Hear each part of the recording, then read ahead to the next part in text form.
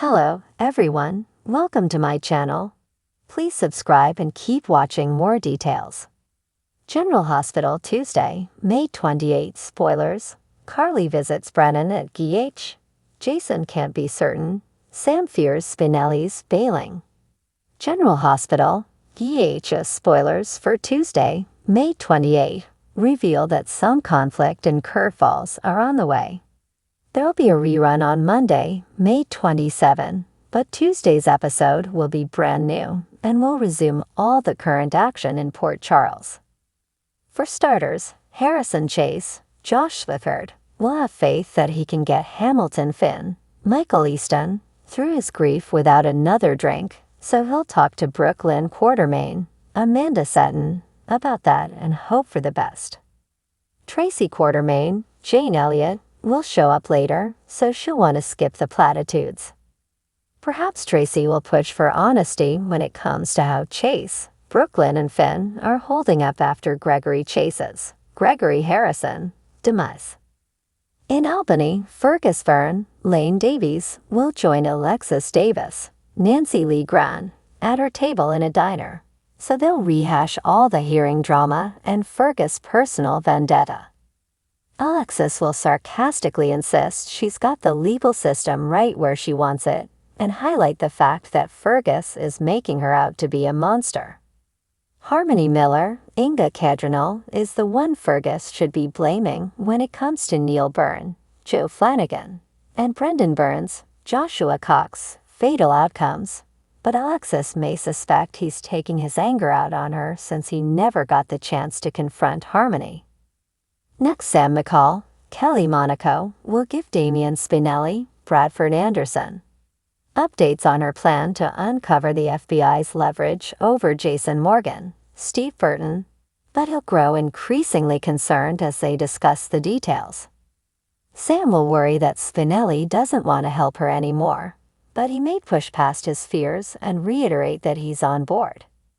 It turns out Maxie Jones, Kirsten Storms, will give Spinelli some encouragement on Tuesday's episode, so she may push him to do whatever it takes to help Jason, especially since Jason would do the same for Spinelli in this situation.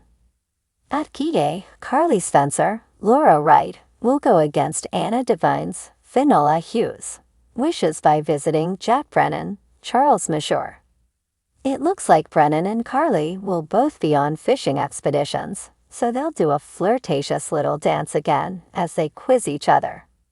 Finally, Jason Morgan, Steve Burton, will tell Anna that he hopes something is still the case, but Anna will point out that he can't be certain. This may be about whether Carly will drop her pikeman digging, or maybe it'll be related to Sonny Corinthos, Maurice Bennard instead. Either way, our predictions point to Jason and Anna discussing some mutual worries, so they'll fear bad news as they have another strategy session. General Hospital spoilers say Jason and Anna's alliance could lead to some trouble with John Jagger Cates, Adam J. Harrington, since they're not keeping him in the loop. On Tuesday, May 28th, General Hospital promises another riveting episode filled with tension, unexpected twists, and heartfelt moments. The episode opens with Carly Corinthos making her way through the bustling corridors of General Hospital. Her face is a mask of determination as she heads towards Dr. Terry Brennan's office. Carly's recent health scare and the potential complications with her pregnancy have her on edge, and she needs reassurance from the best. Dr. Terry Brennan, the compassionate and skilled oncologist, has been a pillar of strength for many in Port Charles, and Carly hopes that today will be no different.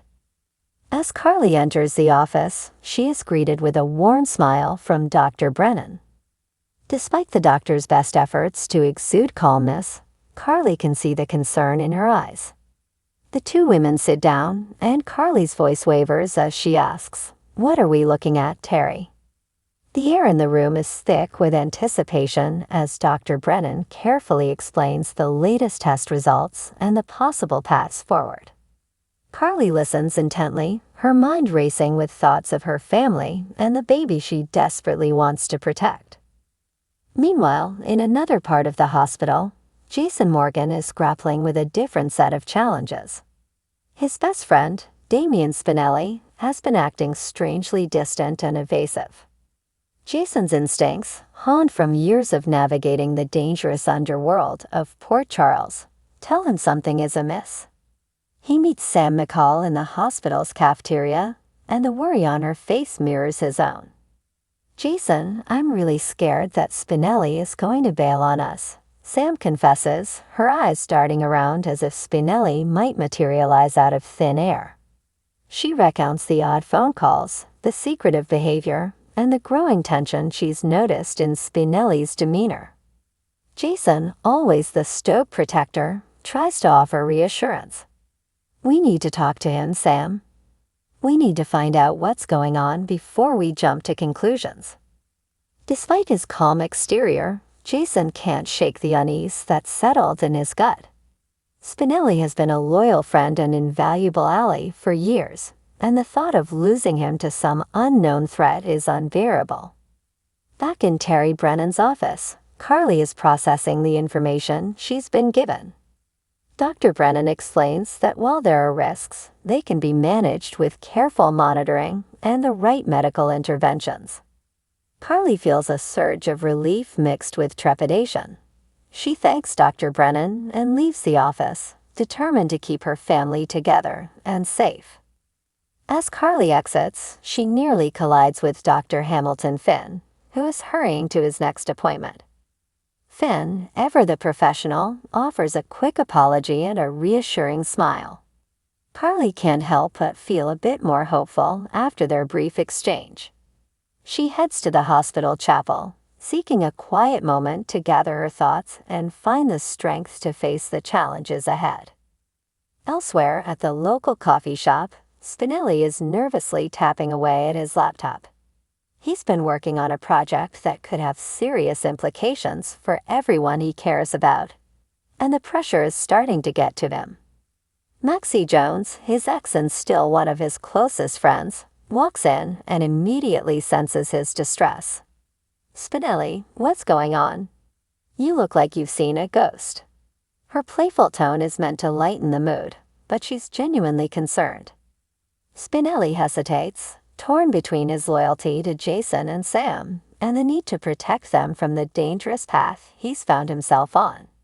He takes a deep breath and decides to come clean, at least partially.